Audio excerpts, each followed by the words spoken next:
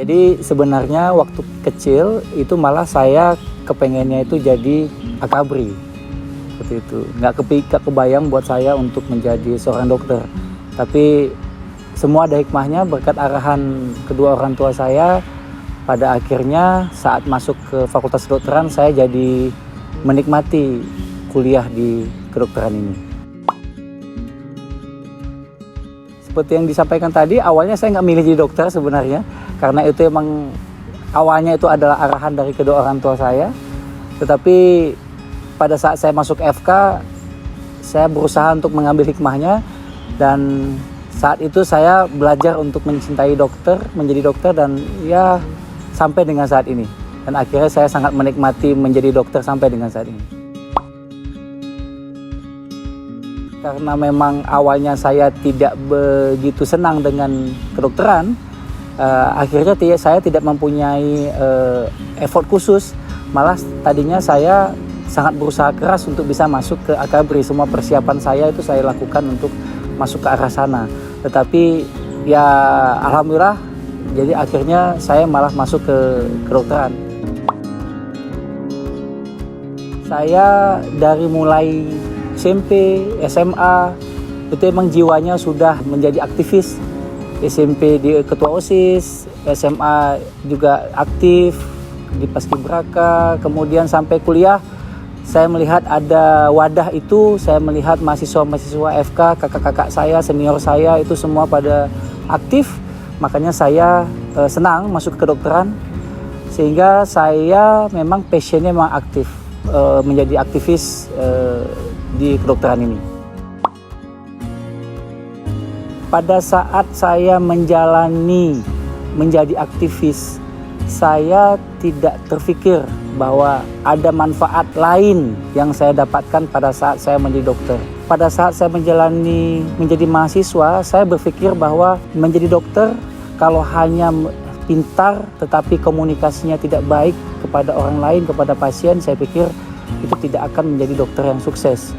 Makanya saya mengasah soft skill saya melalui wadah organisasi. Dan alhamdulillah setelah saya menjalani proses itu, saya merasakan sendiri manfaatnya soft skill yang saya dapat selama menjadi aktivis pada saat saya menjadi dokter sampai dengan saat ini. Kunci berbagi waktu menurut saya adalah fokus dan komitmen. Selanjutnya yang ketiga adalah konsistensi. Kalau kita fokus terhadap sesuatu, maka insya Allah itu pasti akan bisa kita kerjakan dengan baik. Apabila kita melihat secara detail ke dalam, maka kita hanya butuh barangkali setengah jam atau 1 jam untuk belajar tentang materi kedokteran. Gitu. Barangkali kita malah lalai untuk tidak memegang sama sekali setengah jam atau 1 jam materi itu. Maka menurut saya 3 tadi, yaitu fokus, konsistensi, dan komitmen itu penting. Kalau kita bisa menjalankan itu semua, maka sebagai aktivis juga bisa berjalan untuk melatih soft skill kita. Kemudian materi-materi di kedokteran juga bisa kita dapatkan. Mungkin itu. Ada beberapa moto yang saya pegang saat ini dalam hidup saya. Yang pertama adalah think big, start small, but act now. Kita berpikir besar.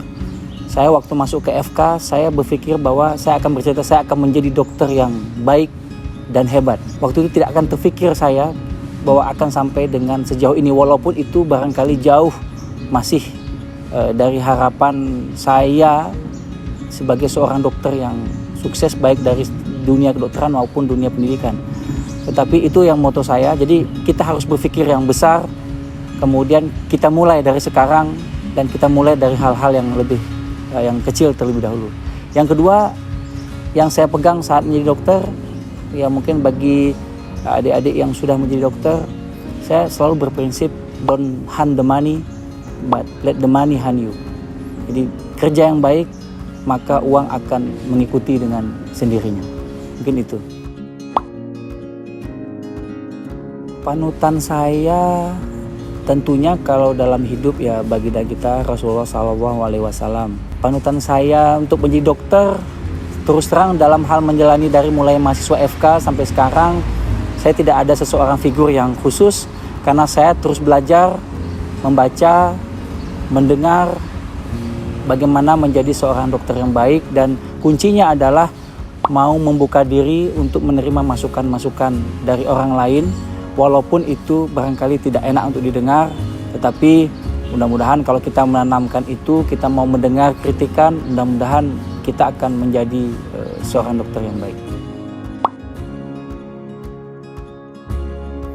Pada saat mahasiswa yang tidak dilupakan adalah ospeknya, karena pada saat itu ospek mulai dari pagi sampai dengan pada akhirnya tengah malam masuk ke lab anatomi, kemudian bertemu dengan kadaver-kadaver di lab anatomi, itu buat saya itu sesuatu yang tidak akan saya lupakan seumur hidup saya. Banyak kisah-kisah lucu memang pada saat menjalani kepaniteraan klinik koas. Suka duka itu memang menjadi cerita lucu tersendiri buat kita semua di kedokteran. Sukanya adalah kita bisa melayani orang lain, menyembuhkan orang lain, membahagiakan orang lain yang tadinya datang ke kita dalam kondisi tidak sehat, kemudian dia mengucapkan terima kasih kepada kita. Buat saya, wajah suka dari pasien dan keluarga pasien itu menjadi sesuatu kebahagiaan buat saya pribadi pada saat menjadi seorang dokter.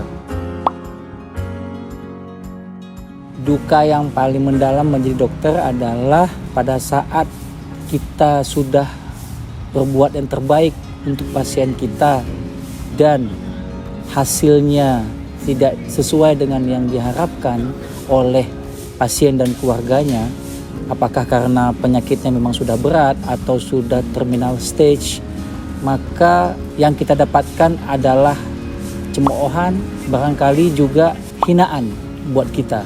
Mungkin itu dukanya kita menjadi seorang dokter. Tapi yakinlah bahwa asal kita meniatkan semua tindakan kita itu adalah yang terbaik untuk pasien, insya Allah Allah yang akan tahu bahwa apa yang kita lakukan itu adalah yang terbaik buat pasien kita.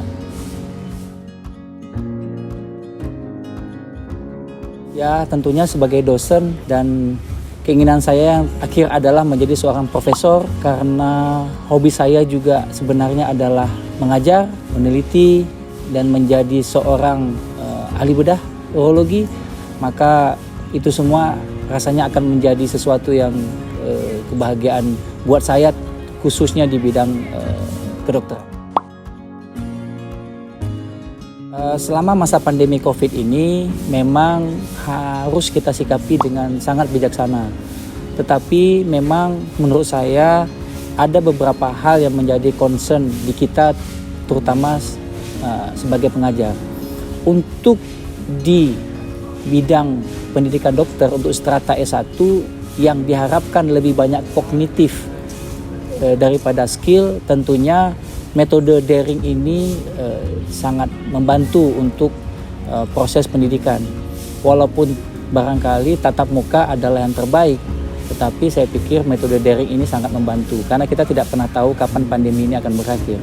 Tetapi untuk strata profesi dokter, saya pikir kita harus memikirkan cara lain untuk mengasah skill, karena tidak akan mungkin seorang mahasiswa tahu bagaimana auskultasi paru-paru, kemudian memeriksa abdomen tanpa langsung memeriksa pasien. Jadi saya pikir memang ke depan menjadi tantangan buat staf, apalagi dengan masa pandemi ini yang kita tidak pernah tahu kapan ini akan berakhir. Pesan saya adalah untuk mahasiswa kedokteran, tetap semangat, yakinlah bahwa menjadi dokter adalah cara lain buat kita untuk beribadah kepada Allah. Kemudian yang kedua, melatihlah soft skill kalian dengan baik.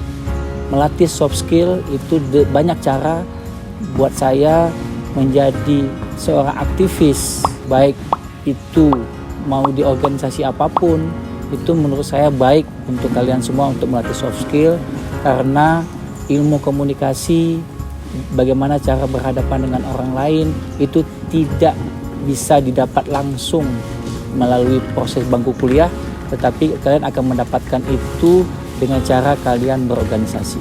Sehingga kalian nanti bisa menjadi dokter yang baik. Dan ingat, pasien akan sembuh 80% itu adalah psikologis, karena dia berasa bahwa dia sudah sembuh. Artinya bila kalian semua dan kita semua bisa berkomunikasi dengan baik kepada pasien, itu menjadi dorongan yang positif buat dia untuk menuju kesembuhan buat pasien. Mungkin itu.